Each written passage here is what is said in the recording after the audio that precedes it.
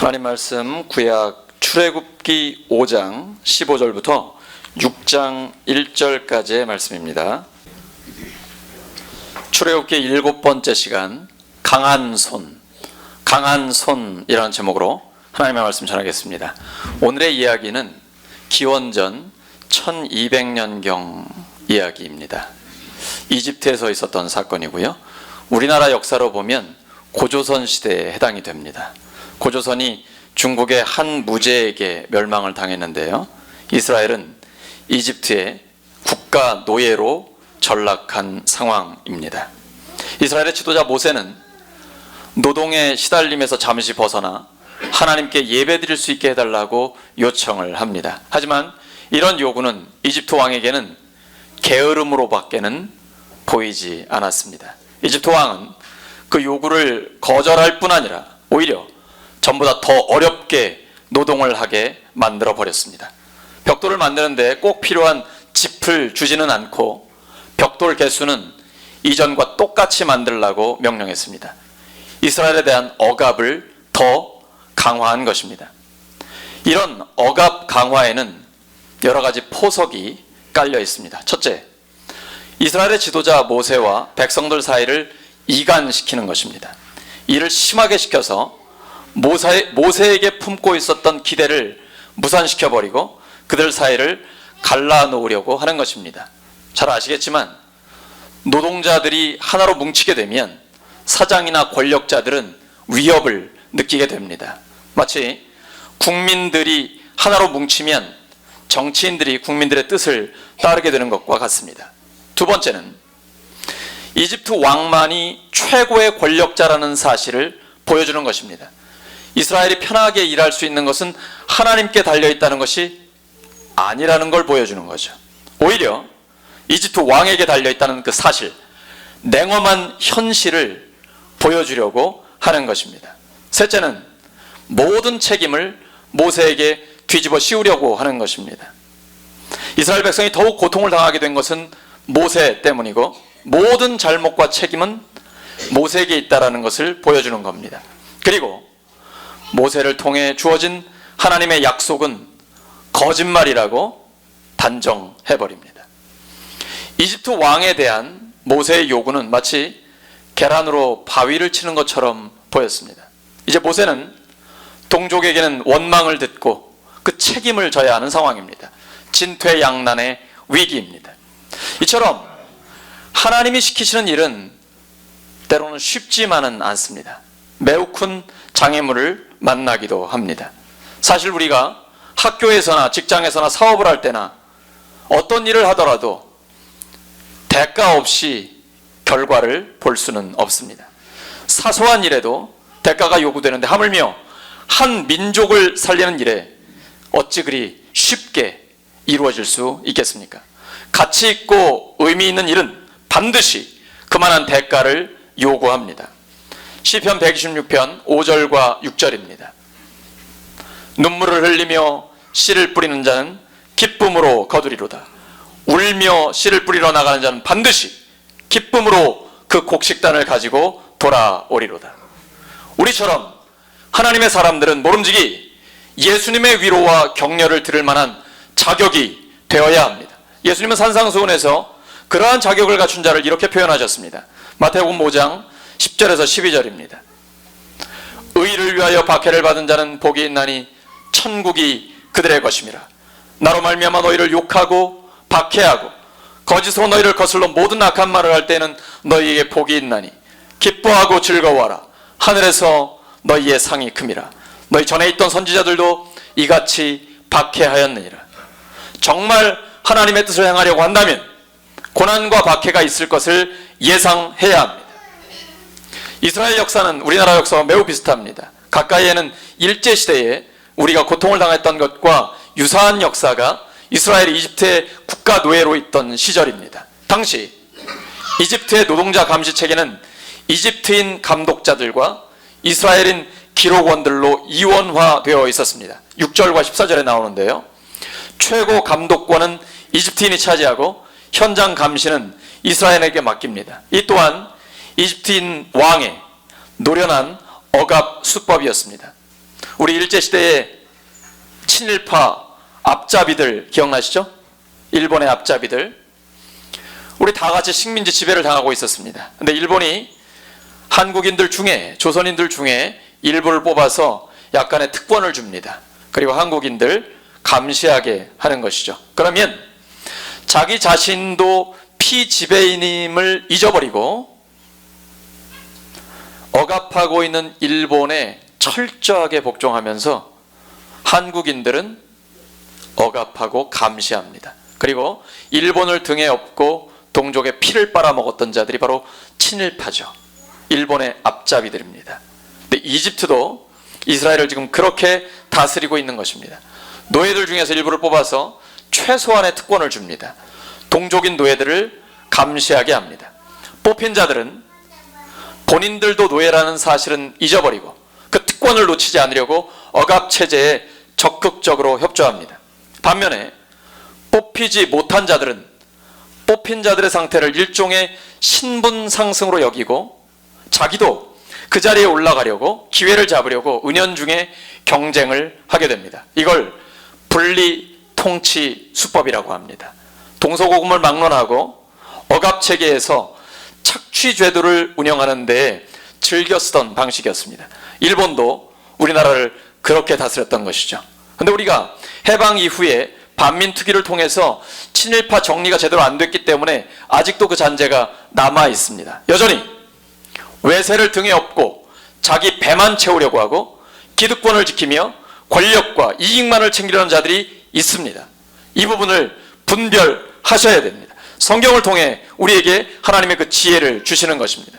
감독들은 기록원들에게 압력을 가했고 이스라엘 기록원들은 그들의 동족을 억압했습니다.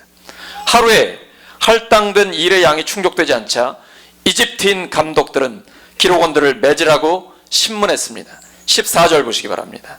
이것이 이스라엘, 이집트의 노예로 있으면서 당하고 있는 현실이었습니다.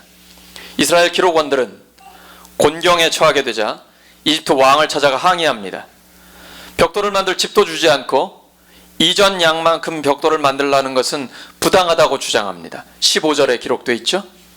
이스라엘 자손의 기록원들이 가서 바로에게 보수하여 이르되 왕은 어찌하여 당신의 종들에게 이같이 하시나이까? 이상하지 않습니까? 하나님을 믿는 하나님의 백성들이 고통을 당하면 누구에게 먼저 나아가야 할까요? 당연히 하나님께 기도로 나아가야 합니다. 근데 하나님께 기도는 하지 않고 이집트 왕에게 나아가서 호소하는 겁니다. 그런데 이들의 요구는 하나님의 약속인 해방이 아닙니다. 과거로 돌아가는 것입니다. 지금보다 조금 더 나은 노예 생활로 복귀하게 해달라는 것입니다. 기도하지 않는 자, 그리고 이집트를 등에 업고 동족을 피를 빨아먹고 있는 이스라엘 기록원들의 생각, 사고 구조입니다. 현실에 안주하고 있는 것이죠. 현실에 길들여져 버린 것입니다. 오늘 특별히 젊은이들이 많이 함께하고 있는데요. 신앙생활, 예수님을 믿고 산다는 것은 그 승부처가 현실이 아닙니다. 미래에 있습니다. 예수님을 믿고 살아간다는 것은 철저히 미래지향적입니다. 지금 이스라엘 기록원들은 다시 과거로 돌아가려고 합니다. 하나님은 보지 못하고 현실만 보도록 사탄이 그들의 생각을 혼미하게 만든 것입니다. 하나님께서는 우리가 현실의 편안함과 이 기득권에 안주하는 것을 원하지 않습니다. 그러면 미래가 없기 때문입니다. 고향과 친척, 아버지의 집에서 편안하게 지낼 수 있는 아브라함에게 하나님은 말씀하셨습니다. 창세기 12장 1절입니다. 함께 읽습니다. 시작. 너는 너의 고향과 친척과 아버지의 집을 떠나 내가 내게 보여줄 땅으로 가라. 우리 자녀손들이 사실은 고향을 떠나 있다가 이제 어버이날을 맞아서 돌아온 거잖아요. 근데 하나님 말씀하십니다. 내가 보여준 땅이 아니에요. 보여줄 땅이에요. 미래형입니다. 아브라함은 어디로 가는지 알지 못하고 그냥 하나님이 가라고 하시니까 간 겁니다. 그리고 하나님은 나갔을 때, 순종하고 나아갔을 때 보여주셨습니다. 그리고 약속의 땅을 그의 자손에게 허락해 주신 것입니다. 믿는 자에게 승부처는 현실이 아닙니다. 미래입니다. 미래를 향해 끊임없이 현재 자기를 반성하고 자기를 개혁해가는 것, 이것이 믿는 자가 가야 할 길입니다. 백성들은 모세를 비난합니다. 전혀 실현 가능성이 없는 요구를 내걸어가지고 더 힘들게 했다는 것이죠. 이스라엘 백성의 눈에는 하나님의 손에 칼이 있는 줄 알았는데 실제로 보니까 바로의 손에 칼이 있는 것처럼 보입니다. 5장 21절입니다. 이렇게 원망하는 겁니다. 모세와 아론, 이들 때문에 우리의 생활이 더 어려워졌습니다. 하나님, 저들에게 벌을 주십시오. 그리고 저희들을 건져 주시옵소서. 사실은 모세와 아론을 누가 세운 겁니까? 하나님께서 세우신 겁니다. 이건 하나님께 대한 원망이라는 걸 깨닫지 못하는 것입니다. 지도자들이 매우 곤란한 상황에 처해졌습니다. 모세 역시 마음이 흔들립니다. 22절입니다. 모세가 여호와께 돌아와서 아뢰되 주여 어찌하여 이 백성이 학대를 당하게 하셨나이까? 어찌하여 나를 보내셨나이까? 하나님을 원망합니다. 하나님, 내가 이집트 가기 싫다고 했잖아요. 안 간다고 했잖아요. 왜 저를 보내셨습니까? 하나님 약속하셨잖아요. 내가 반드시 너와 함께 하겠다고. 이스라엘 백성들 구원해 주시겠다고 약속해 주셨잖아요. 근데 왜 현실에서는 하나님의 약속이 이루어지지 않는 것입니까? 하나님의 약속이 현실에서 이루어지지 않으니까, 실제로는 하나님이 역사해 주지 않으시니까 절망감에 빠지는 겁니다. 그리고 하나님을 원망하는 겁니다. 우리도 마찬가지죠. 우리가 교회 다니는데, 예수님 믿는데, 하나님 도와주신다고 약속해 주셨는데, 교회를 다녔으면 하나님이 역사해 주셔야죠. 약속대로 이루어 주셔야 되죠. 근데 오히려 더 불행해지는 것 같습니다. 하나님 앞에 탄식과 원망이, 절규가 나오게 됩니다. 이게 우리의 모습이죠. 그때 하나님이 응답해 주십니다. 출애굽기 6장 1절입니다. 따라하시죠. 강한 손, 강한 손. 여러분 보이십니까?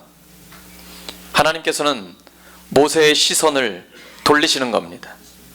지금은 이집트 왕이 커 보입니다. 이스라엘 백성들밖에 안 보입니다. 그런데 그의 시선을 그 절망적인 상황 너머에 있는 하나님을 보게끔 돌려주시는 것입니다. 하나님의 강한 손을 보라!